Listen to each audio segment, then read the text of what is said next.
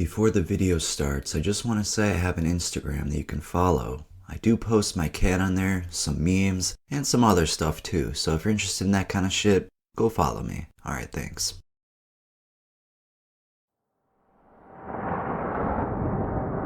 Welcome to the world of Tales from the Trip.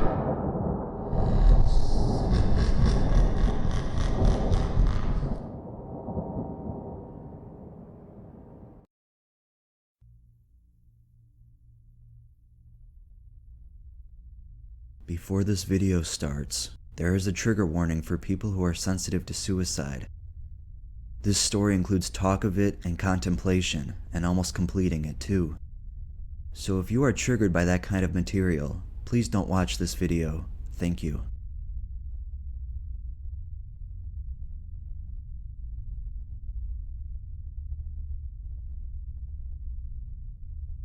This is a true account of a life-destroying peyote trip.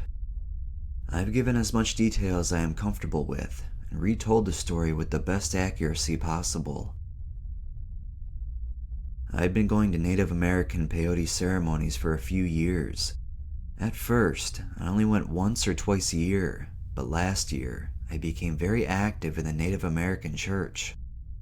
I do not write this to condemn participants of the Native American church, but to forewarn others that their belief that peyote is 100% safe is completely untrue. I have used many drugs over the years and never had a bad trip before this. Before I continue with the story of the peyote trip that ruined my life, I must mention that 2 or 3 days before I took the peyote, I'd candy flipped shrooms and NBOMe, which I've done plenty of times without any adverse reaction. This may or may not have contributed to the peyote trip, but regardless, after the candy flipping I was fine, until the peyote. So I go to a Native American church ceremony. These are all night events that end sometime in the morning the next day. Eat lots of peyote and have my usual peyote experience. Colors seem more vibrant. My senses are heightened. I feel very connected to the people around me. So far, so good. We complete the ceremony in the morning, and I am invited to another ceremony at a different location the next night. If only I had stopped there. I went to the peyote ceremony the next night, and everything seems fine. I drank a little peyote tea before we start. Then, during the ceremony, when the peyote comes around, my intuition told me to only take a little bit, so I eat 1 small fresh peyote button and 1 or 2 dried ones. The ceremony continues, and the peyote begins to take effect. I did not realize it until after the fact, but I was hallucinating delusional scenarios and having visions. When the ceremony ends, I make a few strange phone calls. Then I drive home thinking nothing is unusual. I was feeling the peyote, but still functioning. Time passes, and it is nighttime. I realize that I need to go to the store. While in the local grocery, I begin to hear things. The store intercom seems to keep announcing my location. Aisle 7, aisle 3, and other weird shit I can't remember. I get my items, and as I'm walking up to the cash register to pay, I hear a voice that says, "Go ahead, you can just take it." Still not realizing I was delusional, I obey and walk out the door. I almost make it to my car when a store employee comes out after me. "Hey, stop! You didn't pay for that!" I stop and give the items to the man. I say something to the effect of, "Oh my god, I'm so sorry. I don't know what happened. I forgot to pay." The cops pull up as I'm giving the man back the items. By the grace of God, the man leaves and the cops just take off. I still don't know what the heck is going on, but my friend who drove me to the store freaks out. She knows I'm fucked up, and I tell her, "I'm sorry, I don't know what happened. I was hearing voices." We get back to her place, and she calls the cops. The cops come, and I begin having visions. The head of an Egyptian sarcophagus is stuck above my vision. I see a little black man walking around out of the corner of my eye, and I turn my head. The little man begins to grow and walks up to one of the cops. The cop turns into the Grim Reaper, complete with a scythe and everything. The cops can't get me for anything except that I was talking to myself, so they take me home. When I get home, I go straight to my room without even saying hi to my roommate. This is when I really lost control. I put some music on, and I basically black out. The next thing I know, there's stuff written all over my walls. Satan, schizo, Hitler, names of God, pentagrams, upside-down crucifixes, and a depiction of the 9/11 massacre. I wrote all of it, but don't know why. I don't know what got me started. It was like a dream. The next thing I know, the cops are at my house. Apparently, my roommate had called them because of my erratic behavior. They get there, and I'm just standing at the door of my destroyed room, smoking a cigarette like it's no big deal. They look around a bit, but don't search the room. Thank God, because there's a bag of peyote in there that I took from the ceremony, which would have been bad. They bring me downstairs and have me sit down for a little while. I say some crazy things about the Earth being a self-reflecting planet, and they tell me to just be quiet. Though I'm clearly talking crazy, all they really had on me was writing on my walls with permanent marker, and I'm not violent or making threats, so they don't take me in. They give my roommate their card and leave. Days go by, and I'm stuck in psychosis. I have complete visuals, auditory hallucinations, and experiencing alternate realities. I also begin destroying things. First, I destroy my phone. Then, the heaters in my room and my guitar. I walk around the city, completely delusional. My roommate basically just avoids me. He never once tries to convince me to go to the hospital or seek help. A friend of mine comes to visit. He tells me later that he thought he had completely lost me, but still, he doesn't offer to take me to the hospital or tell me I need to get some help or make any serious effort to actually address the issue. I am psychotic for about 8 days before my roommate contacts my mom. She comes 3 days later. Her and my friend and my roommate take me out to dinner, then take me home. I am still psychotic. The next night, my roommate and my mom offer to take me out to dinner again, so we go. After dinner, they take me to a hospital without telling me where we're going. When I see it's a hospital, I almost jump out of the car and run, but with fear that they would send the cops after me, I reluctantly go with them. They quickly bring me into a waiting room and try to draw my blood. I refuse. After I refuse multiple times, they grab me and bring me into a room with a table with just straps on it. Then they strap me down. This is the scariest thing I have ever experienced. I fear they're going to kill me. An angel of a nurse named Paige holds my hand for a while, which is the only thing comforting me through the whole experience. I yell at them to let me out for a while, but eventually give up.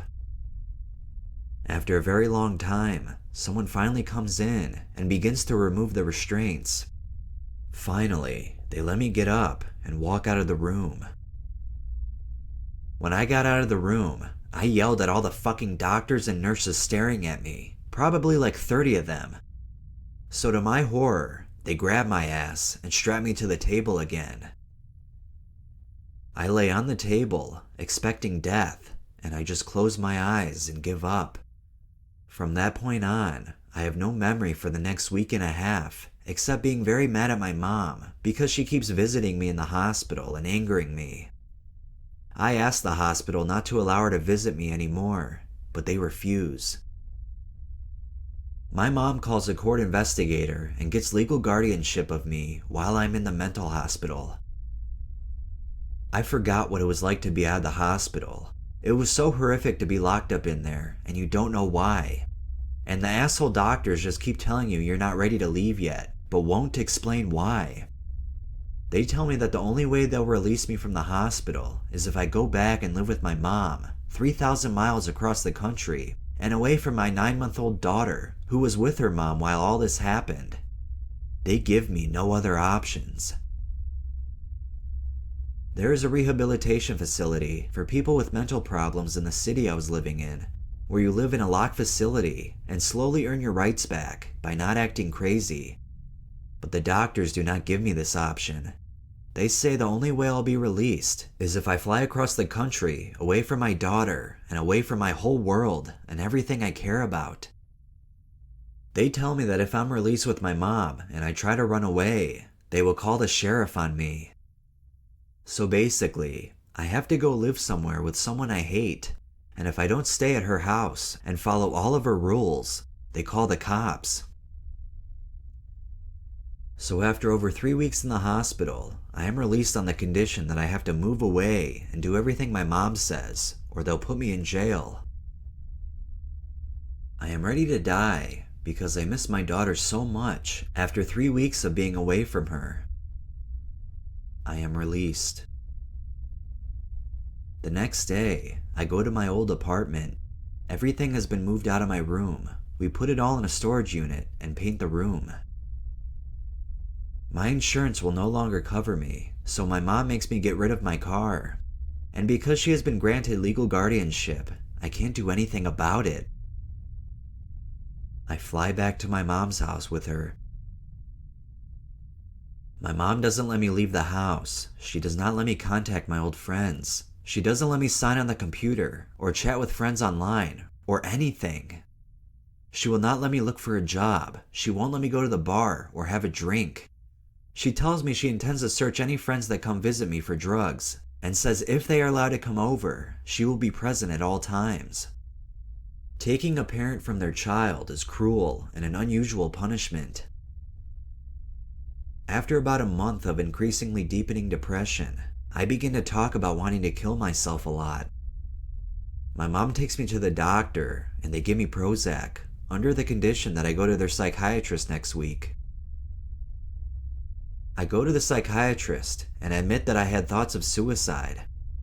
He has my mom take me to the emergency room and they ask me, "Are you okay spending a couple days on the psychiatric unit so that we can adjust your medication?" I agree, only because they promise me it will only be for a couple of days. I really thought maybe they would help me, like I'd get counseling or intelligent help while I was there. I end up locked in a state facility where they don't do shit for you, just feed you and give you meds. They don't do shit to help you when you need it. After being in the loony pen for a couple of days, I'm allowed to speak to someone working at the hospital that's not a doctor. She tells me I could sign a waiver so they have to release me in 5 days, so I sign it. Being in the hospital didn't help me at all. They prescribed me lithium and said I was bipolar, which I totally am not, and I leave, pretending not to be suicidal anymore. I am still as suicidal as ever, and being in the hospital didn't help me at all. But I got out in a relatively short period of time, so I guess that's not all bad. I go to psychiatrists, get on a bunch of antidepressants, and it doesn't do shit for me, for months. The whole time, the reason I'm depressed is because I can't be with my little daughter, who is everything in the world to me. For months, all I do is search for a job and try to kill myself. It's much harder to kill yourself than it would seem. I guess I'm just a pussy for pain. Eventually, I found work and was able to save up enough to move back to my daughter, but I still missed about 7 months of her life, time that I could never get back. God, it was torture. It was fucking traumatizing. So anyway, all this shit happened because of a little peyote. Don't let them tell you that peyote is good for you or safe. I am living proof that it can destroy you mentally, ruin your life, and make you want to kill yourself. The Native American church is based on the belief that peyote is divine and completely good for you, will cure any disease, and cannot possibly do any harm to you. This isn't true. It's fucked up. It's a miracle I didn't kill myself, or go to jail, or hurt somebody, or crash my car, or who knows what else. The Native American church isn't evil either. It is just misinformed. Peyote has very negative potential and has been the most detrimental drug I have ever taken. Fuck, if you need a trip, fucking take shrooms or something. They feel a lot better than peyote anyway. I hope this story helps anyone interested in peyote to see that it's not a good idea. And if you ever do take it, never take it multiple days in a row. I do think that's what fucked me over.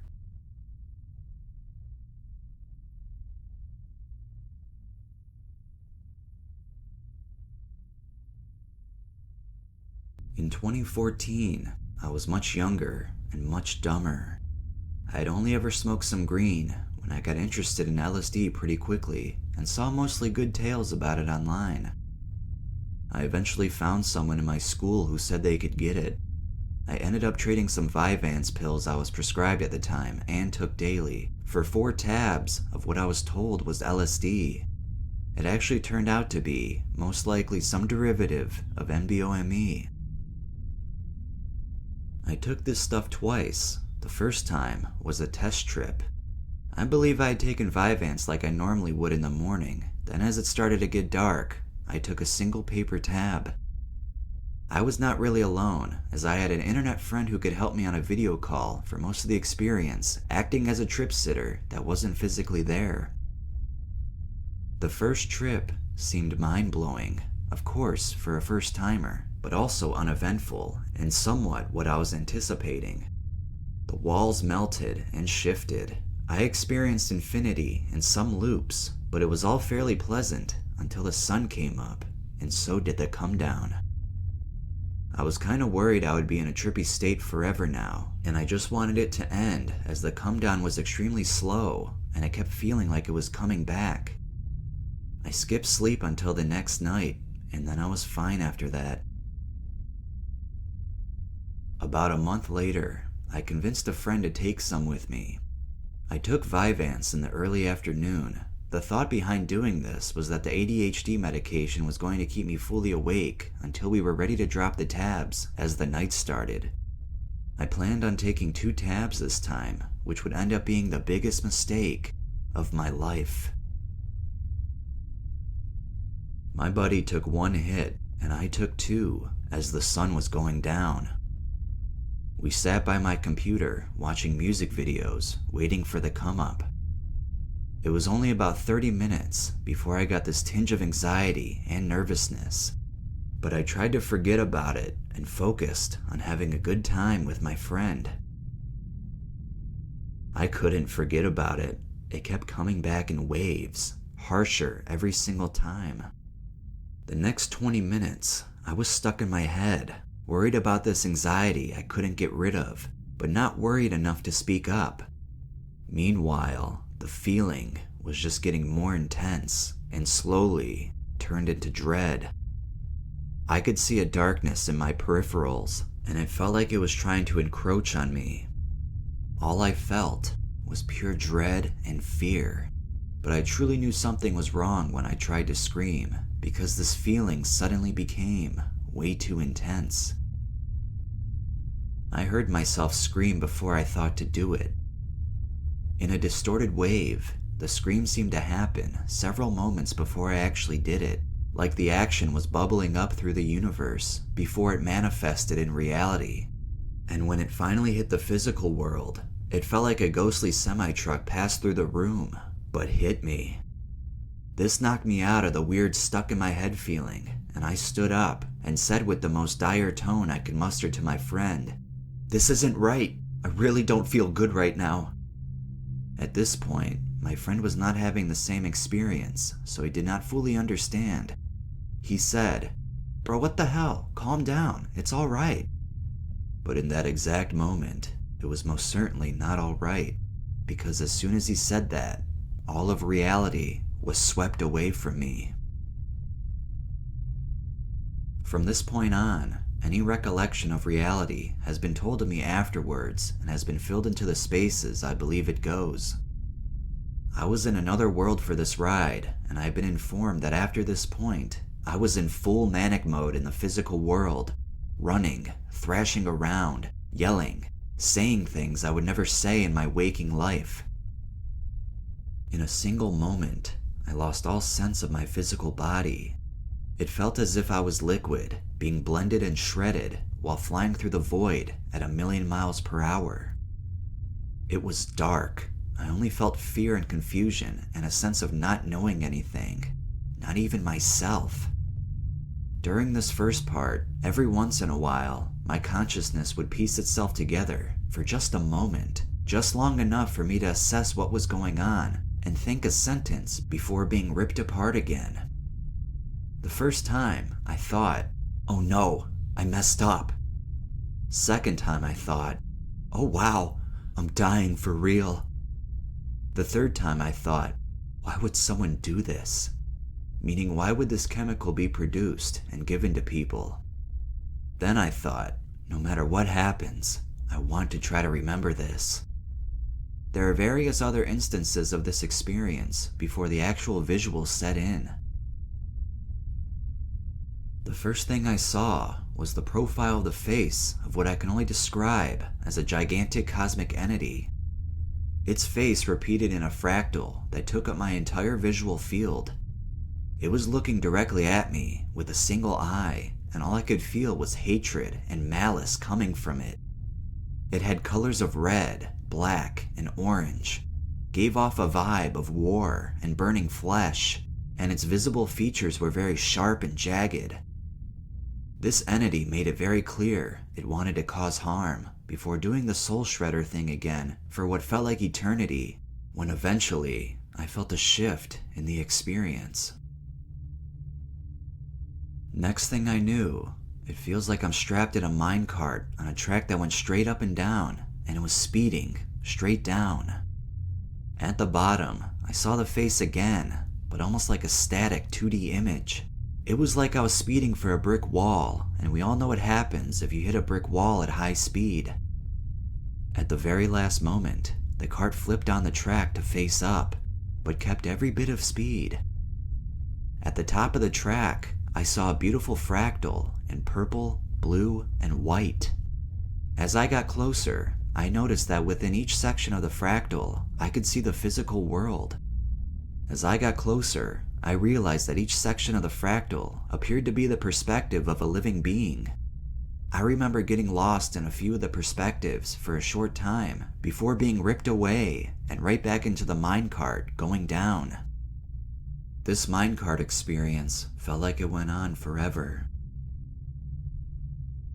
Suddenly, I see the blue fractal morph into its own cosmic entity similar to the red one. I find myself in a moment of peace and bliss. I feel like I'm sitting in the hands of this being. I got the feeling these entities were fighting each other over my soul. This being is saying to me in the most calming voice, "It's okay. I got you." I am then put down, alone in the void. I thought to myself in the void, this is it. I'm dead now. I felt like I was utterly alone. Crushing sadness came over me, and I just wanted to cry. I remember rocking back and forth, alone in the void, for what felt like an eternity. I saw myself like an Ed, Edd and Eddy character, or a crudely made clay person. I thought to myself, this is pathetic, and screw this, I'm doing something else. The moment I thought that, I turned around, and the void was washed away by pure white and a rapidly expanding grid of shifting rainbow colors. Next thing I remember, it feels like I am flying, and it was the most awesome and incredible feeling. A feeling of true freedom, unmatched by anything else I have ever felt. Then, it happens. Suddenly, I can taste vomit, and I am reminded that I am literally dying. My buddy told me later that when I collapsed, puking and seizing, he knew for sure he had to get legitimate help. Thank God he did at all. And I think that reality ties into this point in the experience.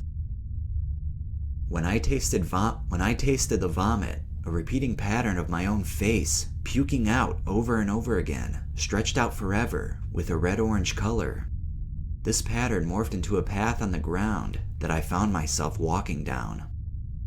The whole tone of the trip changed here. Everything suddenly became very calm and peaceful.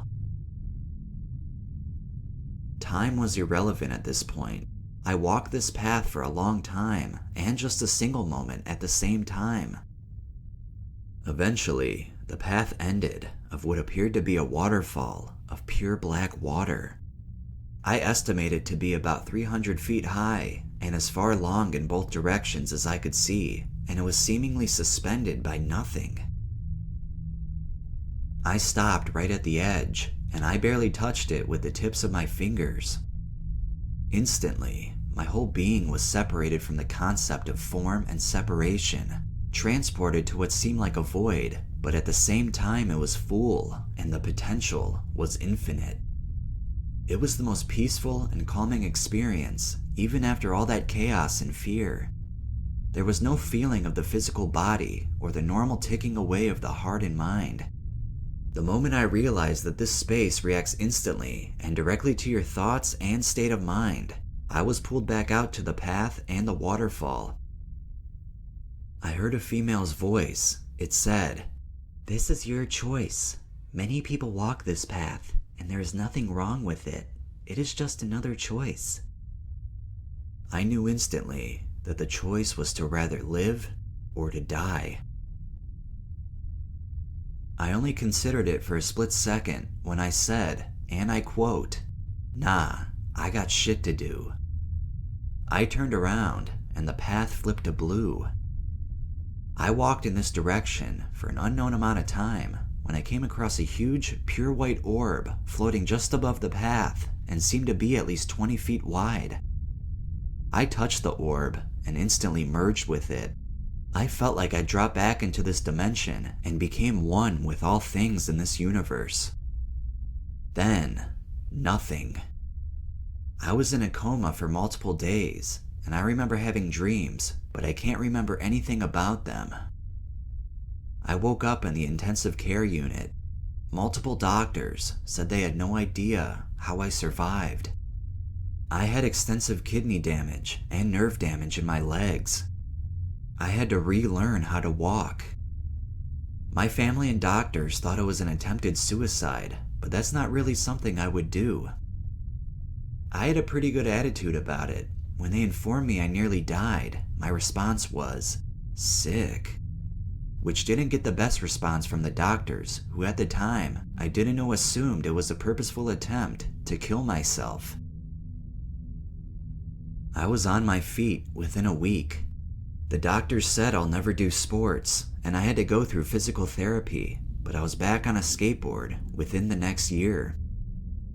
I was close to having to go on dialysis, but somehow managed to get better fast enough to avoid that. This experience definitely made me way more weary about what chemicals go into my body.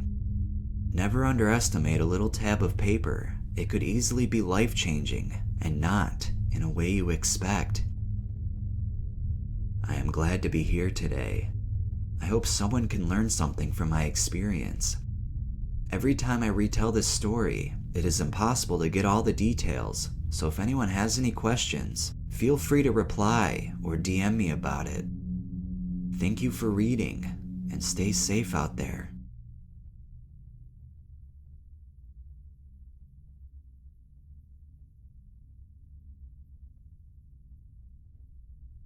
I am not a user of these substances. However, my partner of 1 year was an ex-junkie. He had been clean for the last 14 months. I use the term had because unfortunately, he used again and resulted in his death from an overdose, which caused a fatal brain aneurysm. I did not know about these substances until I came to this Heroin website.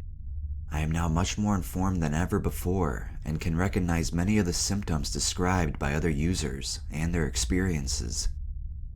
I am not telling this story to condone or dissuade anyone from living their own lives in any manner in which they choose. I just want to share this as an example, warning of what is possible. My darling partner, unbeknownst to me, had earlier in the morning injected himself with approximately 50 cc of meth. This info was verified by a friend who had been involved. Later that evening, we journeyed out of town to visit some of his friends. I am assuming that he connected while gone to the grocery store for cigarettes, and when he returned, we left to go out to grab a bite to eat. While awaiting the arrival of our meal, my darling and one of his friends went into the restroom and fixed approximately 30 cc of heroin. I do not know how much of this mixture was water and how much of it was heroin. I only know that a second syringe was found containing 30 cc of mixture later in his boot while we were at the ER. About 5 minutes after returning to our table in the restaurant, my honey looked at me, winked one eye, smiled, and then proceeded to nod out over the table. I was panic-stricken, and when I raised his head up off of the table, I noticed that his lips were blue. I immediately wanted to call 911, but his friend refused to do so, or allowed me to do so. I, in the meantime, was busy blowing air into my sweetheart's mouth with all of my strength, trying to get him to start breathing in a regular pattern. I had felt for a heartbeat, and thank God he had a strong one at that point in time. His friend then dragged my darling out into the car that we had arrived in, and his friend began to vomit all over the place. At that point, I knew something was definitely not right and begged my friends to please call an ambulance or someone. They again refused, and I know that it was because illegal drugs had been involved and they were all afraid. For several miles while driving down the highway, I continued to check my partner's breathing and heartbeat patterns for signs of change. We had traveled perhaps 10 miles when I noticed his breathing had ceased and his heartbeat was very weak and erratic. I screamed for his friends to stop the car, and that was it. I was going to call 911 whether they liked it or not.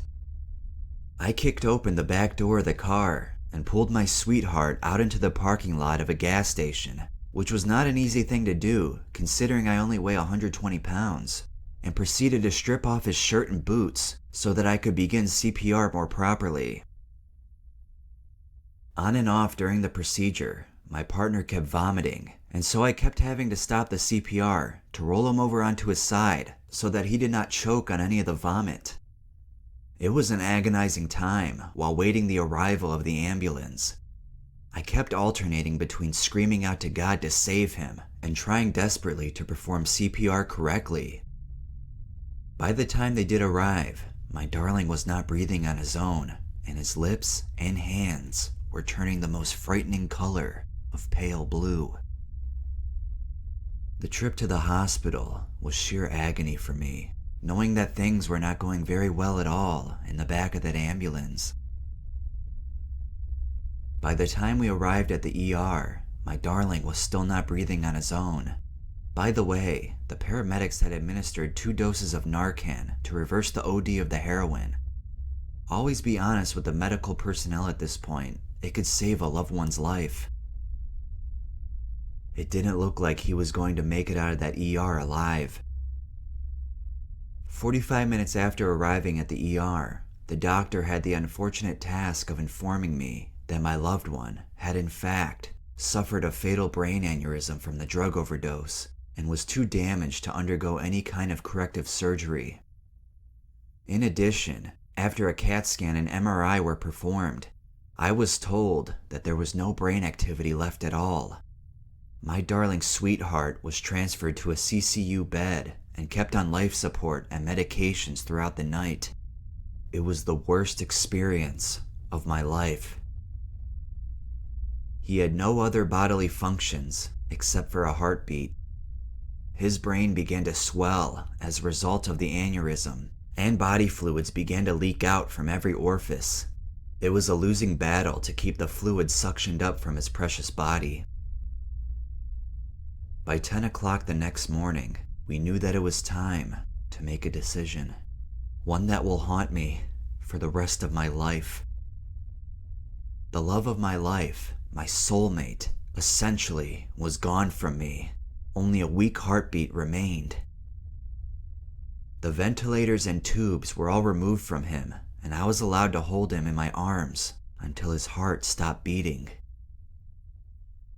I continued to hold him until his body grew cold and his face and hands turned stiff and dusky blue.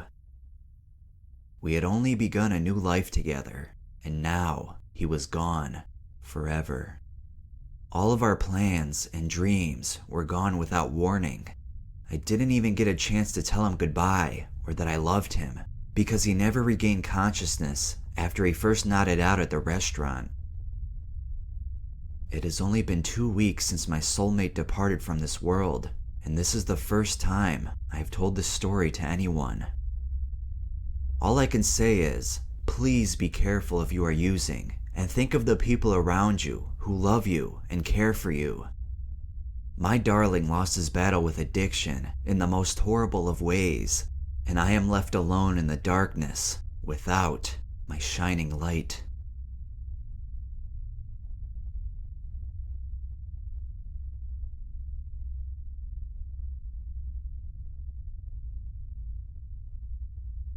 One lonely night, I went to go do some LSD, but to my disappointment, I had no more left. I was really itching to do some form of drug, and I have already done things such as air dusters and other inhalants, but never propane. So my dumb 15-year-old self went fuck it, and I began to inhale. Times may be a little off because of the intensity of the trip. 1 a.m. I took my first hit and used conventional means of inhalants. I inhaled for about 15 seconds and held my breath for 30. Usually in my past, things like air dusters hit you really fast with this euphoric warmth, but this wasn't the case here. Confused, I took another hit once again, breathing in for 15 seconds and holding my breath for 30, and all I received was a light buzz. 1:02 a.m. I was laying on my side with one earbud in, listening to Drug Dealer by Macklemore. Suddenly, a terrifying tiny creature with no eyes, resembling a tooth fairy from Hellboy, crawls up my body, grabs my other headphone, and puts it into my ear while singing an inaudible lullaby to me. Terrified, I peek over my blanket to see where it had gone, and there are hundreds of them on my ceiling. When they realized that I saw them, they were quite unhappy, or should I say, absolutely fucking pissed. They decided to attack me, and this is the first time I had ever had a hallucination that could actually hurt me. This was traumatizing to me, because I once had a bad trip in acid where a clown with a knife stabbed me, and it didn't hurt, so the fact that this did almost brought me to tears. They swarmed me, clawing at my back and arms, and with every scratch, I felt their talons sinking into my flesh. I was able to wrap myself in my large blanket, which could somehow keep them out, and all they could do was tap on it. Suddenly, I felt a change in texture on my blanket. It was smoother, but with moving it across every foot or so, it would poke me. I decided to turn on the flashlight to my phone, and what I saw freaked me out.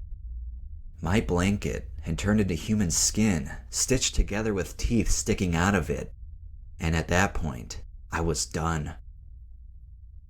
I threw off my blanket, ran into the bathroom, and stared into my reflection, watching it shift into some of the most terrifying things I have ever seen. At this point, I just decided to take whatever the trip threw at me. The scariest part by far was when I was looking into the reflection of the mirror. A decomposing human appeared and just grabbed my neck, pulled me to the ground, and started to choke me. I felt like this went on forever, until it just stopped.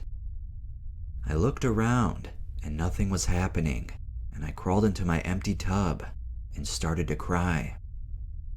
I wasn't only crying because of how scared I was, but also because of how happy I was that it was over.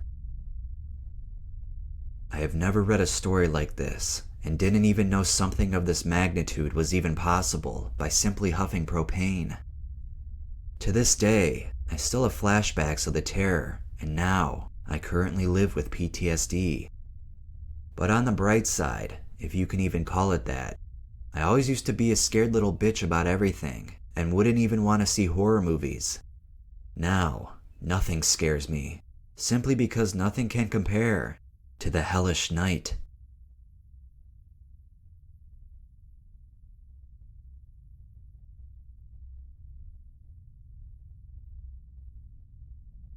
The following story happened yesterday, and I still feel the after effects as I write this.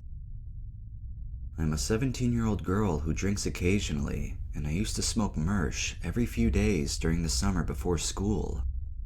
Our school does random drug testing, so I decided to stay clean for the sake of graduating. Well, last night, I went over to an old guy friend's house with one of my girlfriends.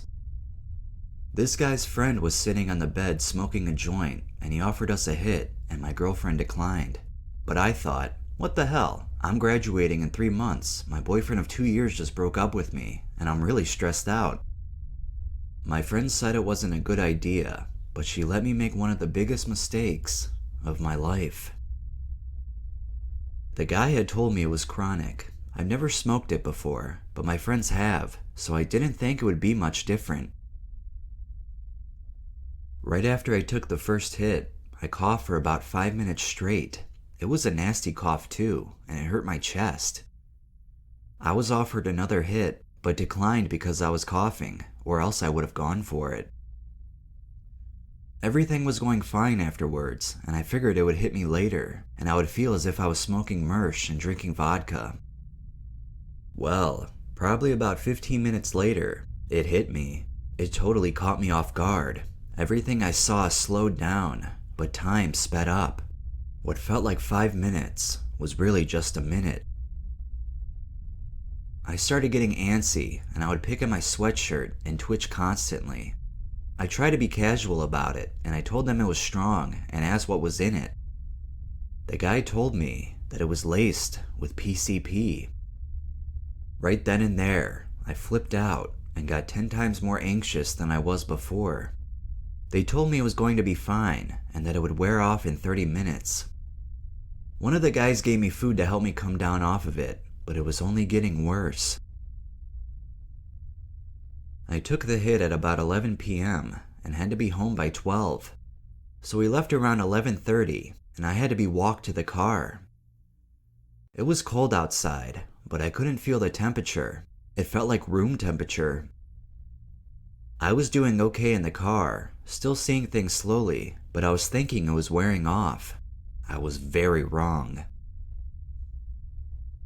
Being in a car only made it worse, and I couldn't feel anything when my friend was driving, so I told her to hold my hand so I know I'm still alive.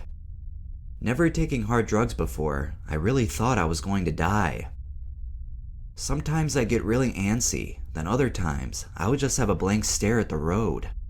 All of the moving must have had a weird effect on me because I started shaking violently and I felt myself slipping away from reality. I thought I was having a seizure, so my friend pulled over and it didn't take me too long to calm down. From there on, I closed my eyes and my friend had to squeeze my hand because I couldn't feel myself anymore. When I got home, she walked me to my room because I was very dizzy and it was hard looking at things without getting freaked out. As I was laying down in my bed, I tried to sleep, but couldn't. I was really nervous, and then that's when things got weird. I was once again slipping away from reality, but I didn't feel any part of my body whatsoever. I was having some weird out-of-body experience, and I felt like I was floating above myself, watching myself lay there motionless. This went on for quite a while. I would slip back and forth into reality, and I noticed it was wearing off. Each episode of unconsciousness became shorter, so I tried to enjoy it, but I was still very anxious. I was still tweaking, unable to get any sleep. It finally ended, just like it started, at about 2:30 a.m. It happened very suddenly, and I felt like I fell out of the sky or something. I couldn't get over how disturbing of an experience that was. Today has been weird. I am still twitching, and I sometimes will feel my muscles tense up randomly. My vision is a little off, close to tunnel vision. I also have been yelling at my mom every time I talk to her, and sometimes I will get randomly confused.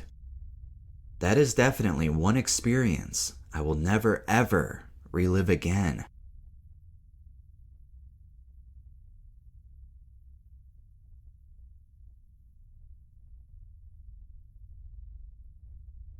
I had just got my hands on ketamine for the first time. After a few ketamine hazes, I decided that ketamine was one of my favorite drugs. That is, until the day I OD'd on it. Monday afternoon began with a good friend of mine coming over to do some acid. I took 2 hits, and he took one around 11:30. Shortly after, I brought out the K and thought to myself, I want to get really high. So I poured out a large dose, the largest I have done so far, onto my table to snort. I snorted 2/3 of it and stopped to take a rest. At this point, my friend thought I had left a third for him, so he took the rest of my dose. I didn't mind, as I had taken a lot anyway. We had a really fun, relaxing trip for 6 hours.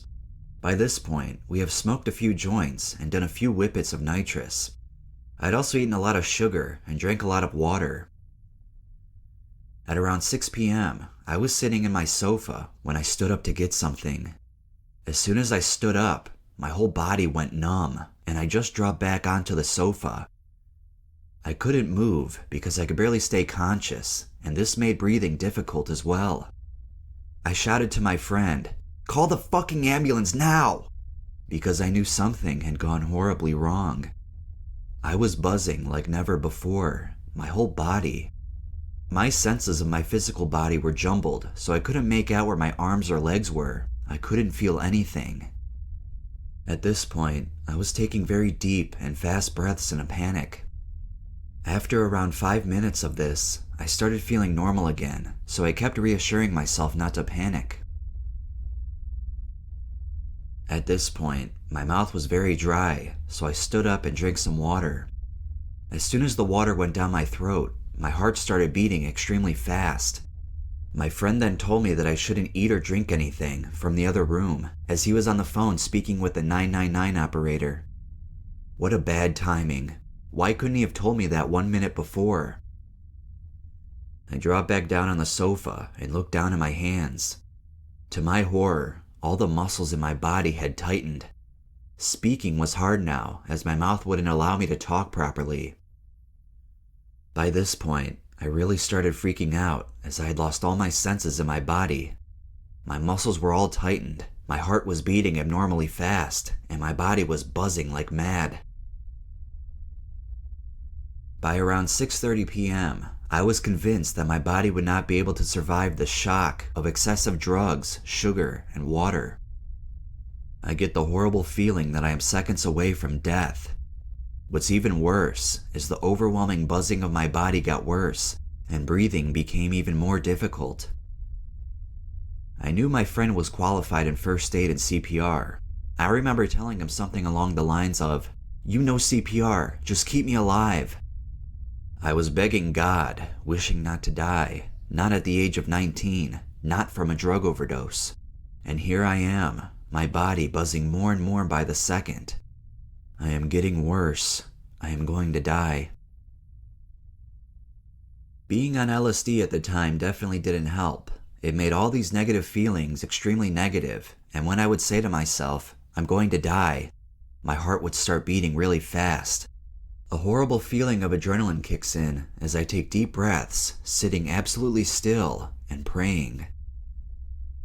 The first people to reach my house were the police. Now, instead of checking my vitals and trying to keep me alive, they start asking my name, date of birth, and all the useless shit you can't afford to waste your time on when you're minutes away from death. In a moment of anger, I shout, "What the fuck is the point when I'm about to die?" They then ask me why I took all these drugs. Sitting there, helpless, completely crippled, and caught off guard, I just stare at the police officer. There is a moment of silence where I'm judged by all these people, which makes me feel really bad. The ambulance arrives and the paramedics come. After telling them what had happened, they tell me I need to walk into the ambulance. I manage to stand up with the help of 2 people.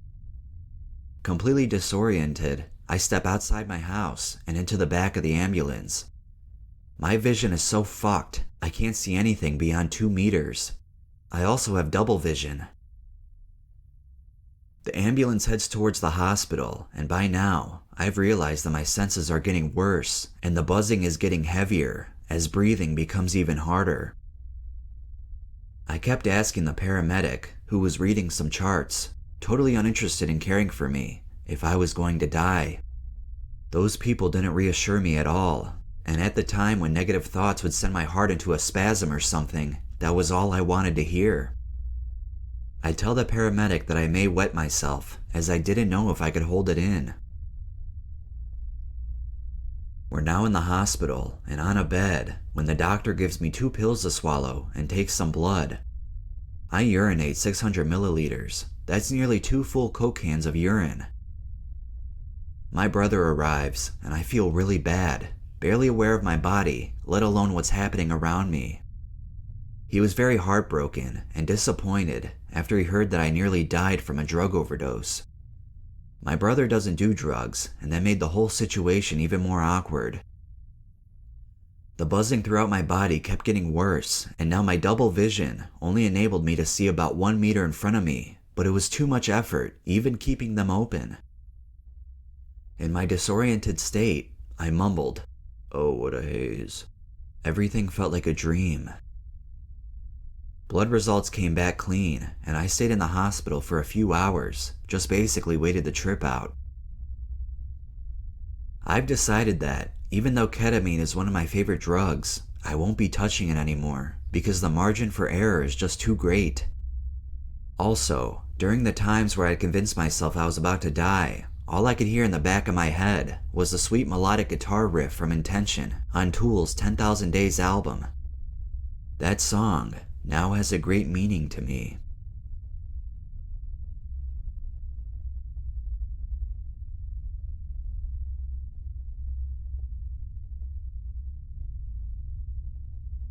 Computer duster. Is there a more vile inhalant out there? I am a 19-year-old with a rather dedicated drug-using hobby. I usually enjoy all types of drugs and have tried many. Apart from habitually weed smoking, I've dipped into opiates maybe a half a dozen times, tripped off a DXM for solid months, eaten large quantities of Benadryl, and delved into the world of tryptamines. I can basically hold my brain together, more or less, while high. When I saw you can get high off of computer duster, I was instantly intrigued. The taste was sweet, the lungs felt cool for a second, and then numb. I held my breath for a good 10 seconds before the buzz from hell came on. Massive tinnitus struck me as my thoughts increasingly break to a halt. I exhaled 45 seconds later, and my breath felt funny, almost like my lungs were a bottle of nail polish remover. The buzz just kept hitting harder until about a minute in, where things plateaued for a little bit. The space I was trapped in went by like hours. I thought I was dead. I felt like I was one with the universe, but in a bad way, very sinister.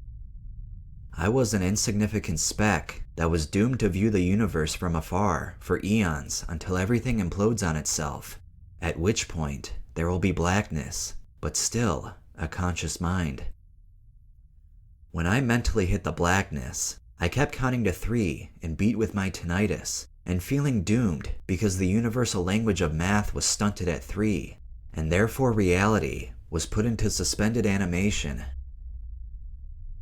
I felt out of phase, almost like my soul was escaping, but the grip of life was just too strong.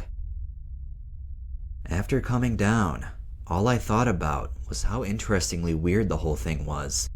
So I thought another hit wouldn't hurt, another huge hit.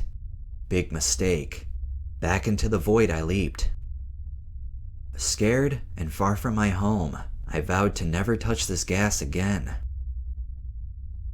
It made me sick afterwards, and the symptoms after contemplation felt inseparable from nerve damage. I felt dazed, like when you get punched in the head real hard. That's the best way I could explain head buzz during the come up and the come down. The plateau is being knocked unconscious. These inhalants suck. The interesting thought pattern and insights were abolished and forgotten by what I felt as an overall toxicity. I honestly felt dead. Beware.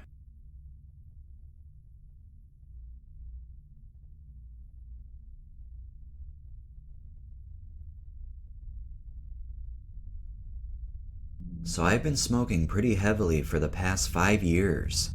I like to consider myself a functional stoner.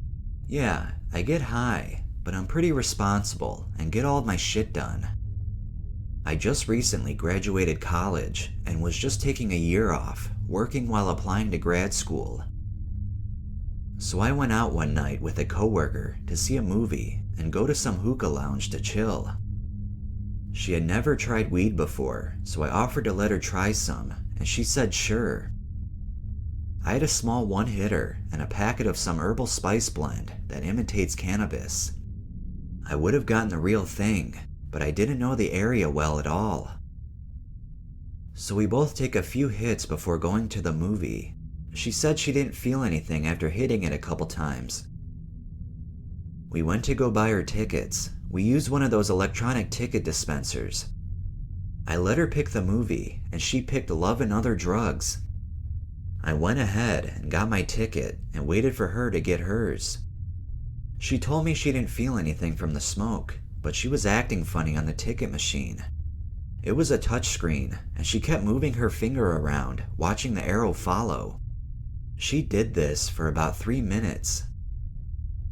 She wasn't really sure which buttons to press, so I went ahead and did it for her. When it came to swipe her credit card, it wouldn't work. There must have been something wrong with the card or something. So I offered to buy the tickets if she gets the hookah later. So we got her tickets and go to the concession stand.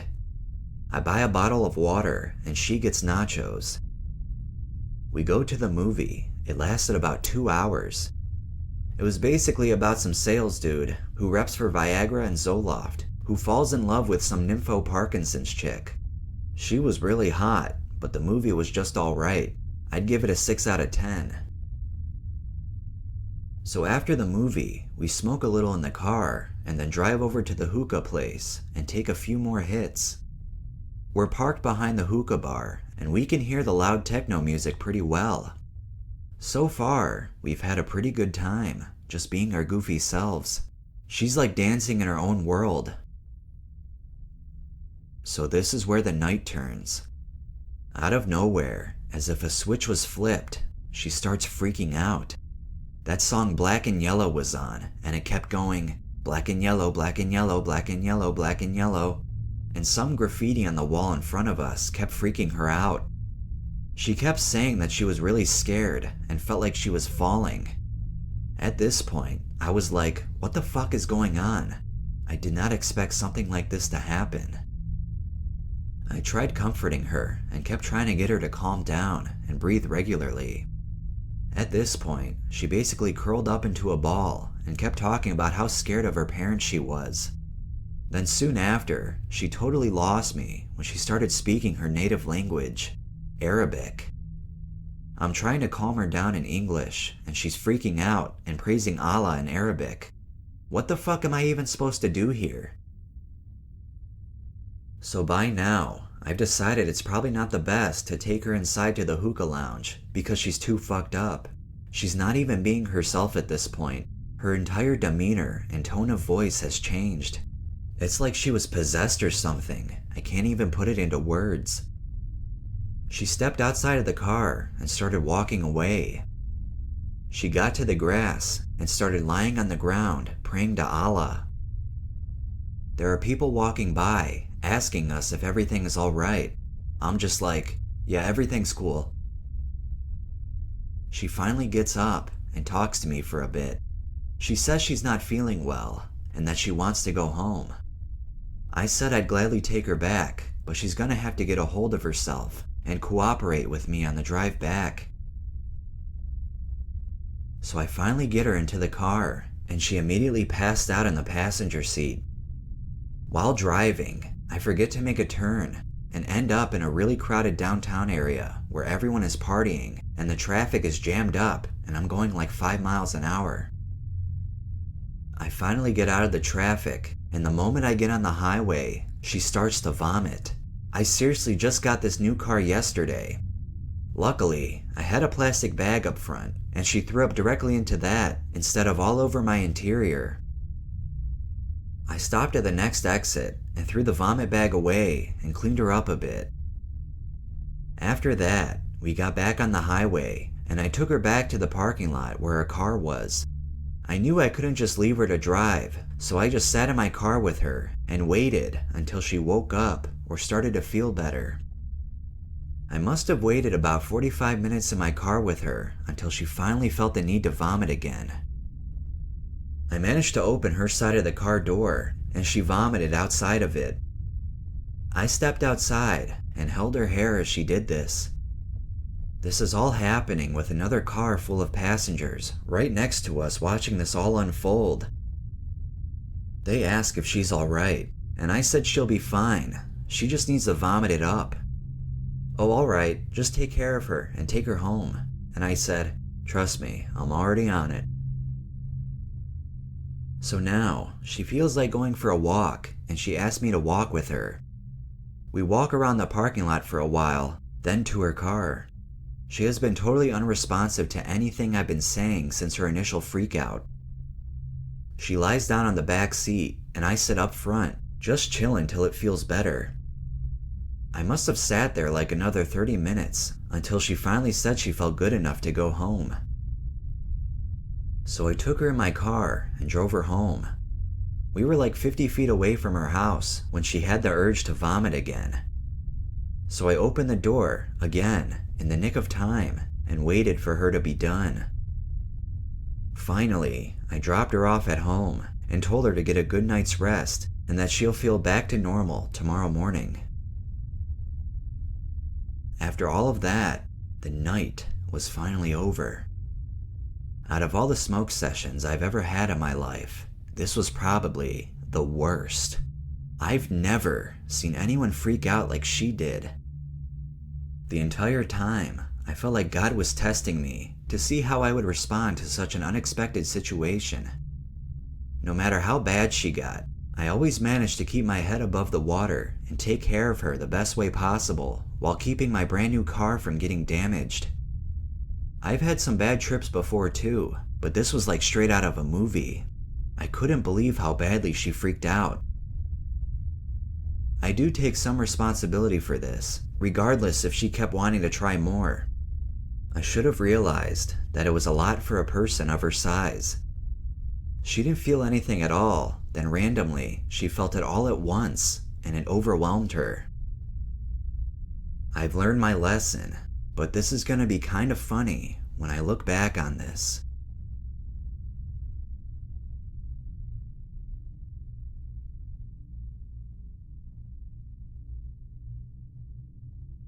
I am a 33-year-old female who is quite experienced with psychedelics. I really enjoy marijuana, LSD, mushrooms, ketamine, MDMA, 2CB, and combinations of the aforementioned substances. Prior to the experience I'm about to share, I had smoked DMT approximately 15 to 20 times, but usually out of a vape pen, which cuts me off before I can really get a blast-off dose, if you will. Some of those trips were really cool, and some were scary, but never so frightening. It turned me away from my pursuit of crystal DMT. I spent years looking for it, and 3 weeks ago, I finally found it. My husband and I bought a gram and partook in a few small trips, working up the courage to take that blast-off dose. The setup. 4 days ago, at 3 p.m., we decided it was time to try to travel to another dimension and meet these entities we keep hearing about. I invited 2 of our friends over, K and P. We used our rig to dab the DMT. P went first and blew her 40 milligram hit out immediately through her nose. According to her, she had a fun experience in which she was still able to communicate with us. K went next and did a smaller dose and came back 10 minutes later, sharing about all the amazing visuals she had seen and love she had felt. My husband decided to go last.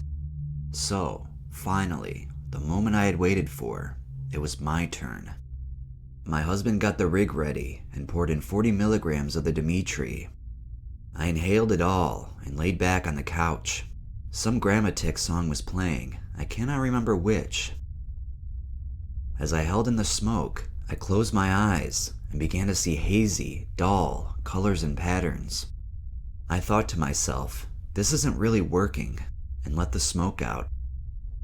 I started to say to my husband I needed more, but I couldn't get it out. What happened next is a bit of a blur, but this is my best recollection. All of a sudden, bright neon, elaborate patterns, spirals, and jester-like clown people filled my vision. I was already terrified and could not understand what was going on. It is difficult to find words in the English language to describe a true DMT trip, but this is the only way I can think to describe it. It felt like one of the jester creatures grabbed me from behind and then grabbed my upper lip, stretching and pulling it over my head, turning my face inside out. I found it very difficult to breathe. At this point, I was still laying down with my eyes closed. The jester then slammed me face first into the couch, then pulled me back up and tore both of my eyelids open, forcing me to take in the insane psychedelia. My husband and friends said that at one point, I bolted up to a sitting position with my eyes wide open, darting rapidly around the room. I think this coincides with the feeling of having my eyes torn open and being forced to watch this horror unfold. The words I was hearing in my head were, "You think you can play with us, little bitch?" I couldn't understand what was going on or what I had done to get treated like this. I don't even think I knew who I was, but I definitely knew something was horribly wrong. The next thing I remember is feeling like this jester had stuck jagged plastic down my throat and I was choking to death. Outwardly, my husband and friends said that I had started gagging, and this is when they became concerned. Looking back, I'm sure the taste of plastic and the harshness of the smoke is what led to this feeling, but when you are that high, you have zero ability to rationalize this. The gagging turned into me spitting all over the couch, and my husband said it looked like I was about to throw up. Instead of throwing up, I tried to stand up and began crying out, "Help!" over and over. The jester continued to choke me, and I felt like I was losing the battle. I started saying, "I can't breathe. I can't breathe." Finally, the trip began to release its grip, and I could hear voices that were familiar, but the most familiar voice I could finally hear was my own. I heard myself begging for help and asking how to breathe.